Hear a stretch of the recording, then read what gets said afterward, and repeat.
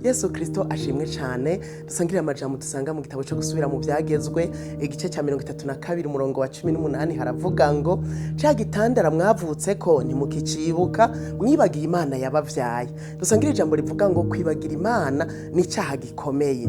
Imana n'umuremyi, ibiriho byose byaremwe n'Imana, na wewe nanje turiho kubera Imana ariyo yaturemye, n'ivyo dufise tubifise kubera Imana. Kwibagira iyo Mana umuremyi wacu rero nakaga gakomeye cyane, uba wigiriye nabi. Ababisirayeli batubera karorero, mu rugendo rwabo bagiye baribagira Imana. Imana yagiye bakorera ibikomeye, ibitangaza bihambaye, ibitangaza dusomana twebwe tukumva yuko yari yakoze ibikomeye, ukiyumvira ati nkibi iyo ibikorera jewe nari kwibagira. Haba namba na wewe wari kuvyibagira, kuko uyu munsi natwebwira dukorera ibintu bikomeye ugasanga umuntu yibagiye ariko aridoga, yibagiye yasubiye mu vyaha kandi Imana yamukoreye ibikomeye.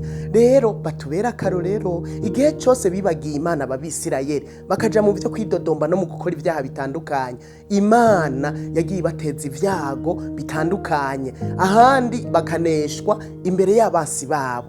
Rero cyo turi kuranyumviriza aya majambo ntabwirwa abisirayeli ariko abwirwa twebwe, kugira ngo ntihagire uwibagira umuremyi wiwe. Hari igihe tujya tugahimba tukamererwa neza kubera ubutunzi Imana yaduhaye, kubera twakoze ibikorwa tukagira ikiganza cyiza bigacamwo tugatunga tukamererwa neza, tukavyara tugaheka, umuntu ugasanga yatwawe n'agahimbo. Nutwagwe n'agahimbo ngo wibagire umuremyi, nutwagwe n'agahimbo ngo wibagire iyo biva, uzoza usanga mu nyuma waguye hasi. Erega Imana yaratanze umwana wayo w'ikinege kugira ngo abamwizera ntibapfe rubi. Yavuze ngo abamwizera ntibapfe rubi. Wewe utari kuramwizera ngo umuhindukirire, umuhe ubuzima bwawe kandi ntuze wigere umwibagira. Niwatera imbere ntumwibagire, ugaruke ushime, ugaruke utange ikimazi cy'amashimwe kubera byose byavuye kuri we. Iyo ataturema ngo atugirire neza duhe n'ubwenge, azaradufasha dushigikira, ahezagira ibikorwa by'amaboko yacu, nta kimwe tuba dufise. Rero ntukibagire umuremyi wawe, ico gitandara wavutse ko ntukacibagire, ntukibagire Imana yakuvyaye n'umunsi n'umwe, kuko turiho kubwayo. Imana idufashe cyane.